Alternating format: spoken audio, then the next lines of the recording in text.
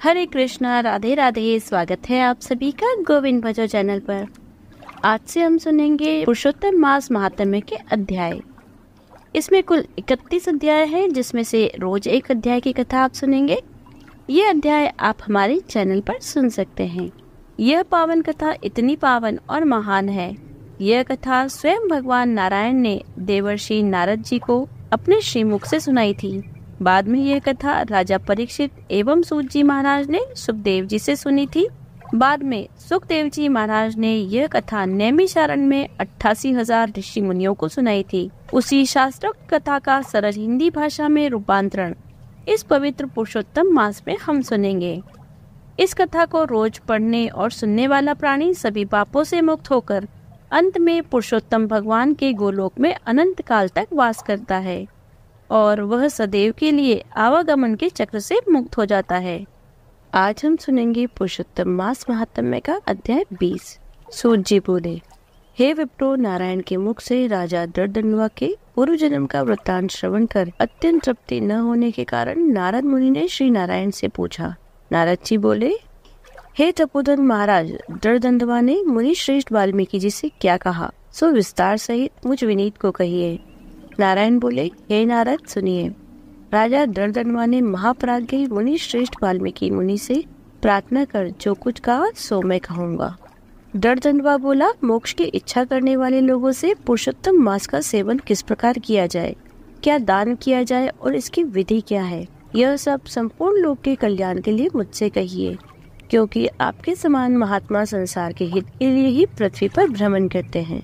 यह पुरुषोत्तम मास स्वयं साक्षात पुरुषोत्तम भगवान है। उस पुरुषोत्तम मास के सेवन से महान पुण्य होता है।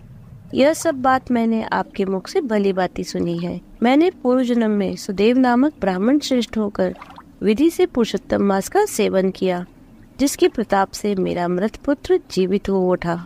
हे ब्राह्मण पुत्र, शोक के कारण निरंतर निराहारी मेरा यह पुरुषोत्तम मास बिना जाने ही बीत गया। अज्ञान से भय पुरुषोत्तम मास का ऐसा फल हुआ कि मृत्यु को प्राप्त भी शुभदेव उठ खड़ा हुआ।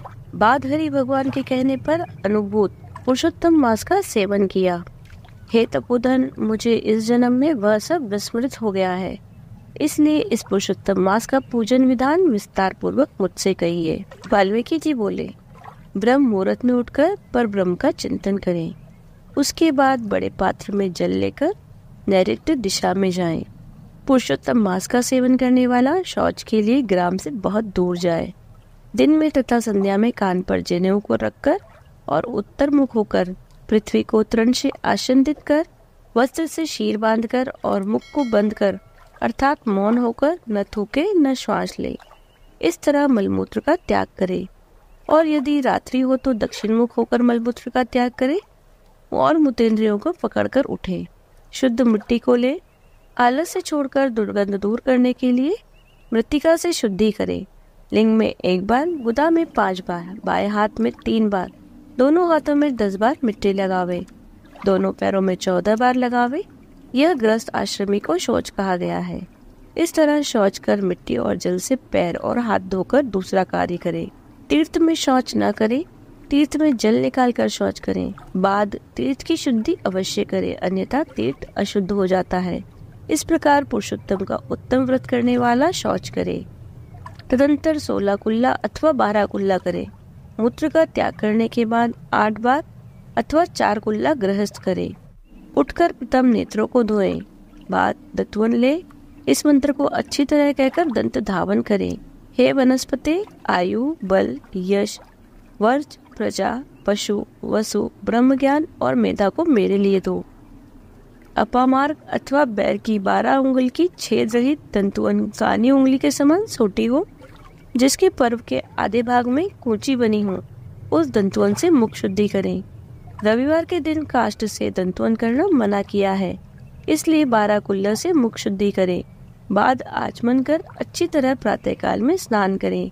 स्नान के बाद उसी समय तीर्थ के देवताओं को तर्पण के द्वारा जल देवें और समुद्र में मिली हुई नदी में स्नान करना उत्तम कहा गया है।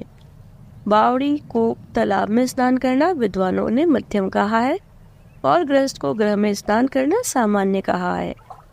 स्नान के बाद शुद्ध और शुक्ल ऐसे 2 वस्त्रों को धारण करें। ब्राह्मण कंधे पर रखे जाने वाले उत्तरीय वस्त्र को सावधानी के साथ हमेशा धारण करें। पवित्र स्नान में पूर्व मुख अथवा उत्तर मुख होकर बैठे और शिखा बांधकर दोनों जांघों के अंदर हाथों को रखें। कुश की पवित्री हाथ में धारण कर आचमन क्रिया को करें। ऐसा करने से पवित्री अशुद्ध नहीं होती, परंतु भोजन करने से पवित्री अशुद्ध हो जाती है। इसलिए भोजन के बाद उस पवित्री का त्याग करें। आचमन के बाद गोपी चंदन की मिट्टी से तिलक धारण करें। वह तिलक ऊर्ध्वपुंड हो, सीधा हो, सुंदर हो, दंड के आकार का हो, ऐसे धारण करें। ऊर्ध्वपुंड हो अथवा त्रिपुंड हो, उसके मध्य में छिद्र बनावे। ऊर्ध्वपुंड में लक्ष्मी के साथ हरि भगवान स्वयं निवास करते हैं। त्रिपुंड में पार्वती सहित साक्षात शंकर भगवान सर्वदा वास करते हैं। बिना छिद्र का पुंड कुत्ते के पैर के समान विद्वानों ने कहा है। सफेद तिलक ज्ञान को देने वाला है। लाल तिलक मनुष्य को वशीकरण करने वाला कहा गया है। पीला समस्त रिद्धियों को देने वाला कहा गया है। इससे भिन्न तिलक को नहीं लगावे। गोपी चंदन की मिट्टी से शंख, चक्र, गदा, पद्म आदि धारण करें। यह संपूर्ण पापों को नाश करने वाला है और पूजा का अंग कहा गया है। जिसके शरीर में शंख, चक्र आदि भगवान के आयुधों का चिन्ह देखने में आता है, उस मनुष्य को मनुष्य नहीं समझना चाहिए, वह भगवान का शरीर है। जो शंख, चक्र आदि चिन्हों को नित्य धारण करता है, उस देही के पाप पुण्य रूप हो जाते हैं। नारायण के आयुधों से जिसका शरीर चिन्हित रहता है, उसका कोटि कोटि पाप होने पर भी यमराज क्या कर सकते हैं। बाद प्राणायाम करके संध्या वंदन करें। प्रातः काल की संध्या पूर्व विधि पूर्वक नक्षत्र के रहने पर करें। जब तक सूर्य नारायण का दर्शन न हो तब तक गायत्री मंत्र का जप करें और सूर्योपस्थान के मंत्रों से उठकर अंजकली बांधकर उपस्थान करें। सायकाल के समय अपने पैरों को पृथ्वी में करके नमस्कार करें। यस्य स्मृत्या च नमो कृत्याम तपो यज्ञ क्रियादिषु न्यूनम संपूर्णताम यति स्तो वंदे तम चित्यम। जो कमी रह गई हो इस मंत्र के द्वारा पूरी करें। जो द्विज अर्थात ब्राह्मण, क्षत्रिय और वैश्य श्रद्धा के साथ संध्या करता है, उसको तीनों लोकों में कुछ भी दुष्प्राय नहीं है। दिन के अधिभाग अर्थात प्रातः में होने वाले कृत्य को कहा। इस प्रकार प्रातः काल की नित्य क्रिया को करके हरि भगवान की पूजा करें।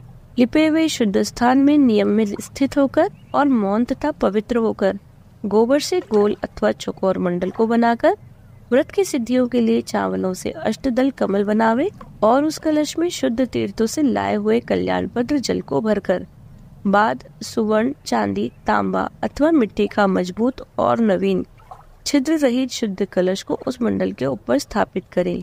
कलश के मुख में विष्णु, कंठ में रुद्र भगवान अच्छी तरह वास करते हैं। उसके मूल भाग में ब्रह्मा जी स्थित रहते हैं। मध्य भाग में मातृगण कहे गए हैं। कोक में समस्त समुद्र, 7 दीप वाली वसुंधरा, ऋग्वेद, यजुर्वेद, सामवेद, अथर्ववेद, व्याकरण आदि अंगों के साथ सब कलश में स्थित हो। इस प्रकार कलश को स्थापित करें। उसमें तीर्थों का आह्वान करें। गंगा, गोदावरी, कावेरी और सरस्वती मेरी शांति के लिए तथा पापों के नाश करने हेतु आवे। तदंतर उस कलश का मंत्र पाठ पूर्वक गंध, अक्षत, नैवेद्य, उस काल में होने वाले पुष्पादि उपचारों से पूजन करके उसके ऊपर पीले वस्त्र से लपेटा हुआ तांबे का पात्र स्थापित करें। उस पात्र के ऊपर राधा के साथ हरि की मूर्ति को स्थापित करें। राधा के सहित स्वर्ण की पुरुषोत्तम भगवान की प्रतिमा बनावे और भक्ति में तत्पर होकर विधि के साथ उस प्रतिमा की पूजा करें। पुरुषोत्तम मास के पुरुषोत्तम देवता है। पुरुषोत्तम मास के आने पर उनकी पूजा करनी चाहिए। जो इस संसार सागर में डूबे हुए को उबारता है, उसकी इस लोक में भी मृत्यु धर्म वाला कौन मनुष्य पूजा नहीं करता। ग्राम फिर मिलते हैं, धन फिर मिलता है, पुत्र फिर मिलते हैं, ग्रह फिर मिलता है, शुभ अशुभ कर्म फिर मिलते हैं, परंतु शरीर फिर नहीं मिलता। उस शरीर की रक्षा धर्म के लिए और धर्म की रक्षा ज्ञान के लिए हुआ करती है और ज्ञान से मोक्ष सुलभ हुआ करता है। इसलिए धर्म को करना चाहिए। देह रूप वृक्ष का फल सनातन धर्म कहा गया है। जो शरीर धर्म से रहित है वह बांज वृक्ष के समान निष्फल है। सहायता के लिए न माता कही गई है, न स्त्री पुत्र आदि कहे गए हैं, न पिता, न सहोदर भाई, न धन कहे गए हैं। केवल धर्म ही उसका प्रधान कारण कहा गया है। वृद्धावस्था सिहनी के समान भय देने वाली है और रोग शत्रु के समान पीड़ा देने वाले हैं। फूटे हुए बर्तन से जल गिरने के समान आयु प्रतिदिन क्षीण होती रहती है। जल के तरंग के समान चंचल लक्ष्मी, पुष्प के समान क्षण मात्र में मुरझाने वाली युवा अवस्था, स्वप्न के राज्य सुख के समान संसार के विषय सुख प्रवृत्ति सब निरर्थक है। धन चंचल है, चित्त चंचल है, संसार में होने वाला सुख चंचल है। ऐसा जानकर संसार से विरक्त होकर धर्म के साधन में तत्पर होवे। जैसे सर्प से आधा देह निकल जाने पर भी मेंढक मक्खी को खाने की इच्छा करता ही रहता है, उसी प्रकार काल से ग्रसा हुआ जीव दूसरों को पीड़ा देने में अथवा दूसरों का धन अपहरण करने में प्रेम करता है। मृत्यु से ग्रस्त आयु वाले पुरुष को सुख क्या हर्ष करता है। वध के लिए वध स्थान को पहुंचाए जाने वाले पशु के समान सब सुख व्यर्थ है। जब धर्म करने के लिए चित्त होता है तो उस समय धन का मिलना सुलभ नहीं होता। जब धन होता है तो उस समय चित्त धर्म करने के लिए उत्सुक नहीं होता। जब चित्त और धन दोनों होते हैं तो उस समय संपात्र नहीं मिलते। इसलिए चित्त, वित्त, संपात्र इन तीनों का जिस समय संबंध हो जाए उसी समय बिना विचार किए ही जो धर्म करता है वही बुद्धिमान कहा गया है। अधिक धन के व्यय होने से होने वाले हजारों धर्म हैं। पुरुषोत्तम मास में थोड़े से धन से ही महान धर्म होता है। स्नान, दान और कथा में विष्णु भगवान का स्मरण करना, तनिक भी उत्तम धर्म यदि किया जाए तो वह महान भय से रक्षा करता है। जिस प्रकार गंगा ही तीर्थ है, कामदेव ही धनुषधारी है, विद्या ही धन है और गुण ही रूप है, उसी तरह संपूर्ण महीनों में उत्तम पुरुषोत्तम मास साक्षात पुरुषोत्तम ही है। यद्यपि यह पुरुषोत्तम मास प्रथम सब कार्यों में तथा यज्ञों में अत्यंत निंद था, तो भी भगवान के प्रसाद से पृथ्वी में साक्षात भगवान के नाम से प्रसिद्ध हुआ। जिस प्रकार हाथी के पैर में सब प्राणियों के पैर लीन हो जाते हैं, उसी तरह समस्त धर्म और कला समस्त पुरुषोत्तम में विलीन हो जाती है। जिस प्रकार और नदियों की तुलना गंगा के समान नहीं की जा सकती, कल्प वृक्ष के समान अन्य समस्त वृक्ष नहीं कहे जा सकते, चिंतामणि के समान दूसरे रत्न पृथ्वी में नहीं हो सकते, कामधेनु के समान दूसरी गौ नहीं हो सकती, राजा के समान दूसरे पुरुष नहीं हो सकते, वेदों के समान समस्त शास्त्र नहीं हो सकते, उसी प्रकार समस्त पुण्यकाल इस पुरुषोत्तम मास के पुण्यकाल के समान नहीं हो सकते। पुरुषोत्तम मास के देवता पुरुषोत्तम भगवान हैं, इसलिए भक्ति और श्रद्धा से पुरुषोत्तम भगवान की पूजा करनी चाहिए। शास्त्र को जानने वाला कुशल शुद्ध वैष्णव सत्यवादी और विप्र आचार्य को बुलाकर उसके द्वारा पुरुषोत्तम की पूजा करें। अंतकरण में होने वाले मोह, काम, क्रोध, लोभ, मद आदि रूप बड़ी बड़ी मछलियों से पूर्ण अत्यंत गंभीर वेग वाले इस संसार रूप सागर को पार करने की इच्छा करता है, वह इस भारतवर्ष में अधिदेवता पुरुषोत्तम भगवान की अच्छी तरह पूजन करे।